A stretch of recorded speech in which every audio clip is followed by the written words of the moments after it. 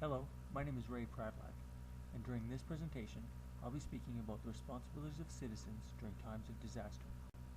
During times of disaster, citizens have certain responsibilities not only to ensure individual and family safety, but also to minimize their impact upon emergency management resources. When a disaster evolves, you may not have much time to figure out what to do, so it's in the best interest of you, your family, your community, and the various agencies responding to the emergency that you are prepared for a disaster situation well in advance. In order to enhance disaster preparedness, responsible citizens should identify in advance any hazards that could impact upon family and community. They should create a family disaster plan. They should create a disaster supply kit. They should take steps to protect property, develop a plan to shelter in place, and develop an evacuation plan. There are various resources available to help identify the specific hazards in your area. Two such vital resources are your local emergency management office and your local chapter of the American Red Cross.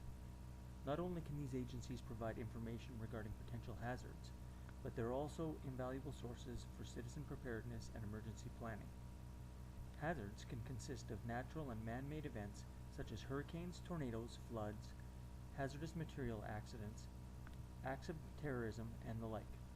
But hazards also include often overlooked conditions within your home, such as utilities and large movable objects. Everyone should be familiar with the warning signs of disaster onset, whether it be self-observed through developing weather conditions or direct messages received through public warning mechanisms. Depending on the nature of the hazard, onset of a disaster can occur immediately or take as long as several days. Once a hazard has triggered a potential disaster, citizens should monitor various sources of information, including television, radio, print media, internet, as well as community and neighborhood resources, in order to maintain situational awareness. Since many disasters can occur without warning, it is critical that all family members are familiar with existing work, school, and community emergency action plans, and ensure that your family disaster plan takes these into consideration. A family disaster plan has many components, and as much as possible, all family members should be familiar with the various critical aspects of the plan. You should have an emergency communications plan which designates an out-of-area contact person that's far enough away that it's unlikely that they would be affected by the same emergency. Family members should call this person to report the location if they cannot reach each other. You should provide your contact person with important names and numbers so they can assist in keeping others posted on your situation. Also, create a communications card with important phone numbers for each member of your family to keep with them at all times. In an emergency situation, critical time is often lost waiting for family reunification. Families should have a pre-designated meeting location in case of evacuation or if your home is inaccessible. It's a good idea to designate two locations, one near your home and one outside the neighborhood, and ensure that these details are also included on your communications card. Each member of the family should have a go bag ready in case of immediate evacuation. Go bags should be stored in an easily accessible location, and you should consider having one at your home, in your car, and at work. Go bags should be prepared for the appropriate time of year and consist of basic necessities for short-term survival. Your family disaster plan should also include the location and procedures for turning off your home's utilities, as well as the safest and quickest escape routes from various locations within your home. As part of your plan, you should also develop safety skills through such activities as first aid and basic survival training. An emergency checklist can ensure that all steps in a personal emergency are completed in an effective and timely manner. Another important component of citizen preparedness is the creation of an emergency supply kit. The emergency supply kit is simply a collection of basic items your household may need in the event of an emergency. Try to assemble your kit well in advance of an emergency. You may have to evacuate at a moment's notice and take essentials with you. You'll probably not have time to search for the supplies you need or shop for them. You may need to survive on your own after an emergency. This means having your own food, water, and other supplies in sufficient quantities to last for at least 72 hours. Local officials and relief workers will be on the scene after a disaster, but they can't reach everyone immediately. You could get help in hours, or it might take days. Additionally, basic services such as electricity, gas, water, sewage treatment, and telephones may be cut off for days, or even weeks. Your supply kit should contain items to help you manage during these outages. No one can afford to lose property and possessions that they have spent a lifetime collecting. Proper insurance coverage is one means of reducing the loss suffered due to a disaster.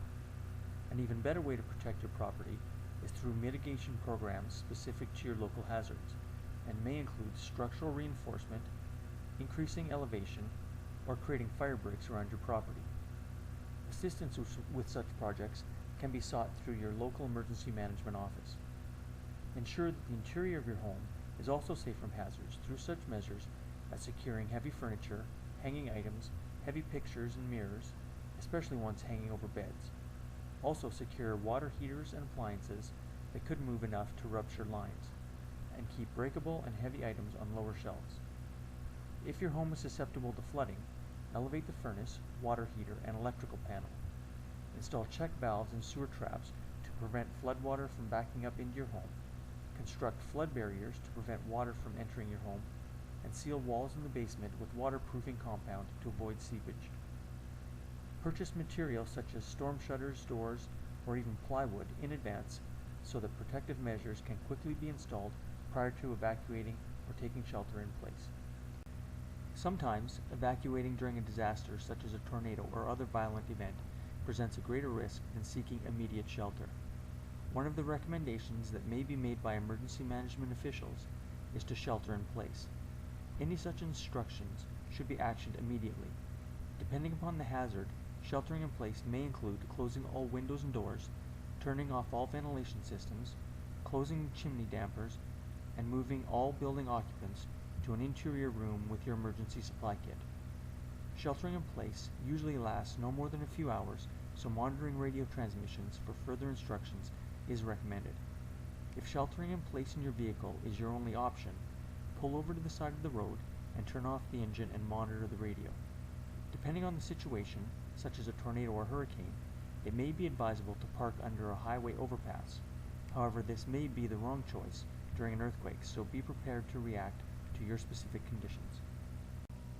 The decision to evacuate should be made as soon as possible and always rationally considered at the recommendation of emergency management officials.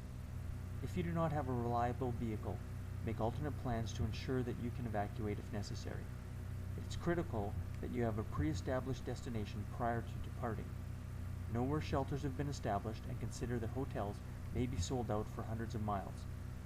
A standing plan with a friend or relative outside the impact zone to take you in is a good idea. Your evacuation plan should also include all applicable family and pets. Most familiar routes will likely be backed up for miles, so you may consider an alternate route. A GPS may prove invaluable, but having a traditional road map is always a good idea in case of technical problems. The trip will likely take much longer than you expected, so make sure to have suitable food, drinks, and other necessities to last for a prolonged journey, and account for the special needs of children, pets, and infirmed travelers. Ensure that you have a full tank of gas and at least one additional full large gas can for the trip. Storage of such items as fuel during storm season may be a good idea. Thank you for listening, and I hope that you have found this presentation informative.